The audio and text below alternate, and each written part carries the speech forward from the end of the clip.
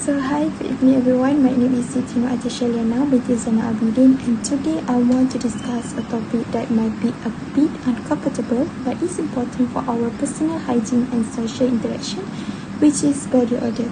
So body odor is a natural phenomenon that everyone experiences, but understanding it can cause and how to manage it can help us to feel more confident and feel comfortable in our daily life. So what is the body odor? So body odor is the smell that comes from our body when its sweat meets with the bacteria on the skin. So it's a natural process, but it can become noticeable and unpleasant if not managed properly. So they have several factors contribute to body odor. So the first one is hygiene. So not washing regularly can lead to the buildup of sweat and bacteria resulting in the body odor. Next, diet. What we eat can affect how we smell. Foods like garlic, onion, spicy can cause stronger body odor. Even healthy foods like vegetables such as broccoli can have this effect due to their sulfur content. Moreover, hormones. So hormone changes during puberty or stress can increase sweat productions and alter its composition, making body odor more noticeable. Now, let's talk about how to manage body odor effectively. So firstly, regularly washing. Showering daily, especially after activity that cause you to sweat, help you to remove sweat and the bacteria from your skin.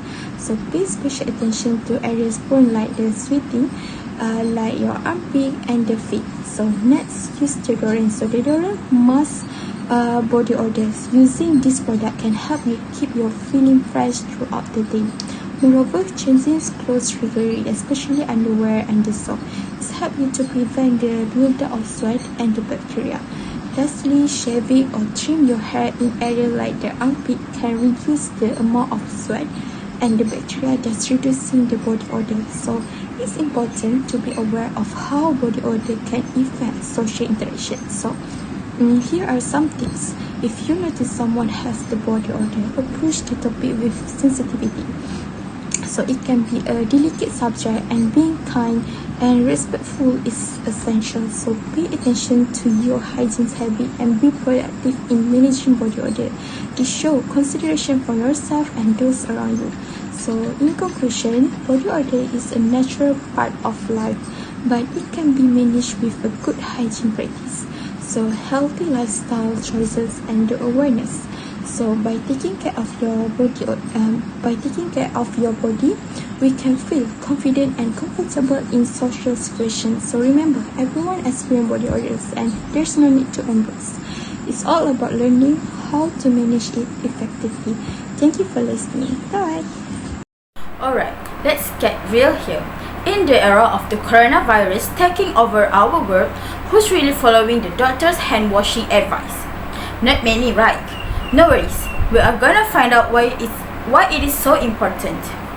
And Assalamualaikum, my name is Nur Elia binti Ghazali. Today I will talk about the importance of washing hand. So, why we should all wash our hands regularly? By the end, I hope to persuade each of you to make it as a habit. Seeing how there are more virus and illness out there, I thought it's something that we should talk about.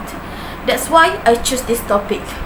As the famous poet and physician William Cowper once said, washing hands is the the best and simplest way to avoid infections and the spread of the illness. Hand washing has been a crucial aspect of public health since ancient times, and it remains a vital component of disease prevention and health. It also promote in the modern world. According to the World Health Organization, WHO and UNICEF, hand washing with soap is a top priority in all settings, as it can prevent the spread of infection disease, include diarrhea and respiratory infections, which claims the life of hundreds of thousands of children every year. Not surprisingly, most people only bother washing their hands when it's shower time, when to eat, or even when it's a must. The big reason, they think washing hands too much time.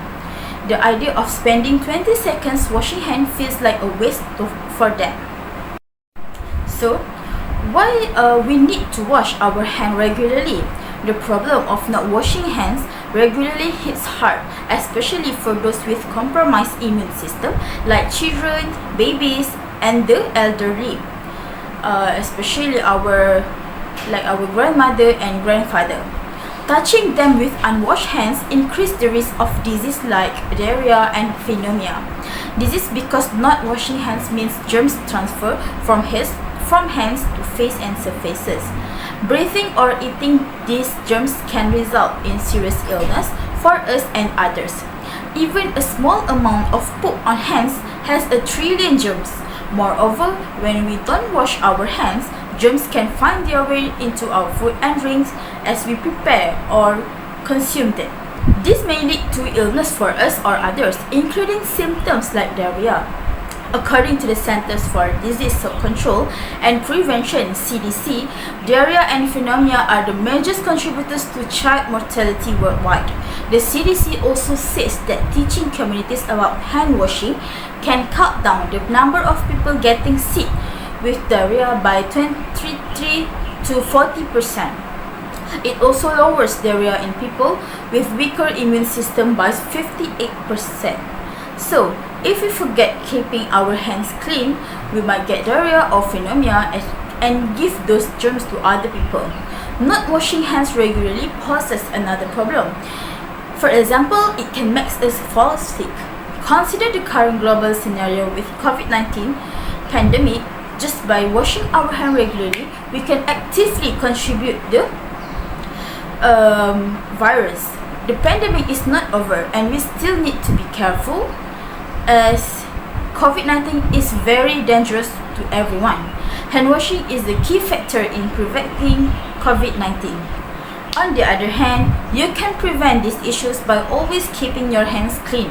The most efficient way to maintain clean hands is by washing them with the correct technique, as advised by the CDC. There are 5 specific steps: wet, lather, scrub, rinse, and dry. Start by wetting your hands with clean water, warm or cold. Turn off the tap and put on some soap. Next, lather up your hands by rubbing them together with the soap. Make sure to get the backs of your hand between your fingers and under your nails. Then, scrub your hands for at least 20 seconds. If you need a timer, try humming the Happy Birthday song twice. After that, rinse your hands well under clean running water. Finally, dry your hands using a clean towel, or you can use a tissue or an air dryer. When you do all these steps, your hands will be as clean as they should be. So the next time you go to wash your hands, don't just turn on the tap and put your hands in the water, because that will not be so much effective as using the right technique. To sum up, let's transform these insights into action. Make hand washing a habit, not just for personal health, but it can also impact to others. And it's a small step with a big impact. So grab the soap, turn on the tap, and let's make clean hands the norm. It's not just about you, it will affect all of us. Tell others, let them know why it matters, and together we will make the world healthier and happier. Yes, we can do this. Hi, my name is Sarah binti Fadila. My number matric is 2023-168-561. Today, I want to talk to you about something that is often overlooked, something that many of us think that we can put off until tomorrow, next year, or even the next decades. That something is saving for retirement. The truth is, you need to start saving for retirement now, not tomorrow, not next year. Right now, let me tell you why. Alright, first and foremost, time is your greatest salary, and when it comes to the saving for retirement, the earlier you start, the more time your money has to grow. This growth is powered by the magic of compound interest. Imagine that you start saving 200 in a month, and by age 25. By at the time you reach 65, you could have over half of the million saved up, assuming a modest 6% annual return. If you want to until 35 to start, the amount drops to around 2,000 2,700, and the difference is staggering, and it all because the extra decade of the compounding.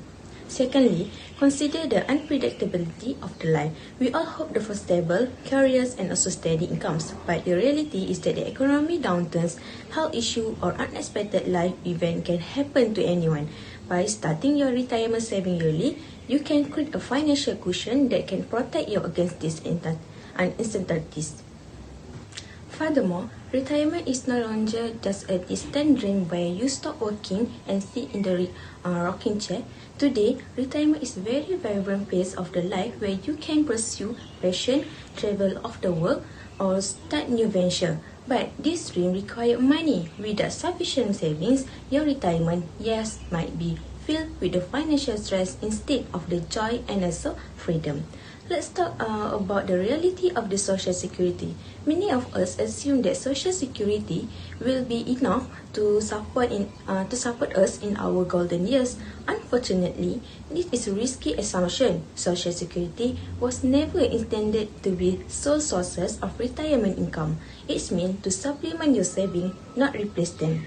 Knowing that you have a need to act allows that you can make choice based on what you want, not what you do or what to survive. It gives you the freedom to retire on your terms, whether you are in 60 or 70 or somewhere in between. It means you won't have to worry about being a financial burden on your children or loved ones. Now, I understand that saving for retirement can seem daunting, especially when you have other financial responsibility like student loans, mortgage, or raising a family. But even small contribution can make a big difference. Start with your can afford and gradually increase the amount as your financial situation improves. The key is consistency. Lastly, educating yourself about the financial finance and retirement planning is crucial. There are countless of resources available, which is books, online sources, financial advisor, and you can take the advantage from them. The more you know, the better decision you can make. In conclusion, the best time to start saving for retirement was yesterday. The second best time is now. Don't let the procrastination not of your secure and fulfilling your future. Take control of your financial destiny today. I think that's all from me. Thank you. Hi and Assalamualaikum. My name is Nur Haslina binti Razali. Today's topic is about limit the use of earphone. In today's digital age, earphones have become an almost ubiquitous accessory, seamlessly integrated into our daily routine. According to my survey, 90% of adults, especially teenagers, own at least one pair of earphones or headphones and use them every day. But have you ever thought if this small device might be the cause of organ damage? What if I said earphone can harm you? Many research have shown evidence that the use of earphone lead to hearing damage and infections and harm to the brain. It is stated that 80% of people around the world use earphones and 70% of teenagers use them for more than 1 hour every day. Excessive use of earphone leads to alarming rate of hearing loss among young people. Since earphone cause serious health problem, we must take action to limit the use of earphones or face the consequences. Okay, let's take a closer look at how earphone cause us harm. Excessive use of earphone can contribute to social isolation. With earphone constantly plugged in, individuals often miss out on valuable face-to-face interactions and social cues, leading to a decline in real-world communication skills. This isolation from the immediate environment not only prevents personal relationships but also reduces our ability to engage in spontaneous and meaningful conversations. By consciously reducing the use of your phone, we can foster a more connected and socially engaged society. Moreover, no matter how your phone brings us the joy of listening to music, they are dangerous in many ways that affect health. Research show that individuals who regularly use earphones, especially at high volume, are more prone to anxiety and depression. Constant noise bombardment can overstimulate the brain, causing stress and fatigue. Limiting the use of earphones can help reduce this mental health risk, allowing for periods of silence and mental rest that are important for overall well-being. Also, reducing the use of earphones can improve our safety, especially in public space. When we are immersed in music or podcasts, we become less aware of our surroundings, increasing the risk of accidents. Pedestrians and cyclists who use earphones are more likely to be involved in traffic incidents because they cannot hear oncoming vehicles or warning. By limiting the use of earphones, especially in potentially dangerous situations, we can reduce the likelihood of accidents and ensure that we remain alert and responsive to our surroundings. So, in conclusion, although earphones offer undeniable convenience and entertainment, the risks associated with their excessive use cannot be enough. From hearing loss and social isolation to mental health issues and safety hazards, the adverse effects are huge. It's about time we recognize this danger and take proactive steps to limit our earphone usage. By doing so, we can protect our hearing, improve our social interactions, maintain our mental health, and stay safe in our daily life. So let's make a conscious effort to unplug more often and prioritize our long-term well-being over short-term convenience. I think that's all from me. Thank you. Do you know what is the small things that people always forget to do when they achieve or they got something precious? Yeah, it is a grateful. We always forget to be grateful on what we have. What we do, we just keep complaining and questioning on something that our body or ourselves cannot accept it. But does we grateful on something good happen to our life? Ask yourself. So, be grateful is something beautiful that not everyone can do it. For an examples, grateful to have a family members, have your friends besides you, grateful for the desire you have, grateful on something small that not all of the people can get it. Does we have ever grateful with all of these things? Hi, my name is Najah Shakira binti Zainon. So today, I'm going to present to you how to be grateful on what you have. So first of all, if you have a lot of money, maybe you got from the salary or prison, you can give your family or your friends or buy them a gift to make them happy, because behind our sustenance, there will always be sustenance for others too. So give your loved ones something as a sign that you are being grateful on what you have. Next, remember the bad is also one of the ways to be grateful. How? It is like when you do something bad or something not good in the past, you recover yourself by remember the bad things that you had done and have an intention to change those bad to something good. When you change your bad behavior to the good ones, you will be grateful about it because you are willing to choose yourself to be better than before. Other than that, thank yourself for everything that you have gone through. It is like you thank yourself for the strength that you never thought you can through it. For an example, you broke up with your partner a year ago and you were so down, depression and anxiety back then, but you know that time's healing. So, as time goes by, you start to come back stronger and be happy again. You start to live a joyful life. When those times come, you will be grateful and thank yourself because you're willing to be strong on something that you thought you can't. Furthermore, say the good things to yourself as a sign that you are grateful on what you have. For an instance, every morning when you look yourself in the mirror, say 3 good things to yourself, such as you are pretty, you are smart, you are brave. By doing these things, it allows you to be confident to face the world out there, besides being grateful on what you have.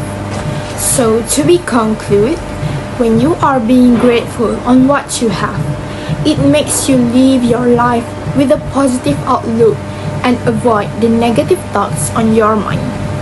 No matter what, when life is sweet, say thank you and celebrate it. While when life is bitter, say thank you and grow. I think that's all from me. Thank you and bye bye.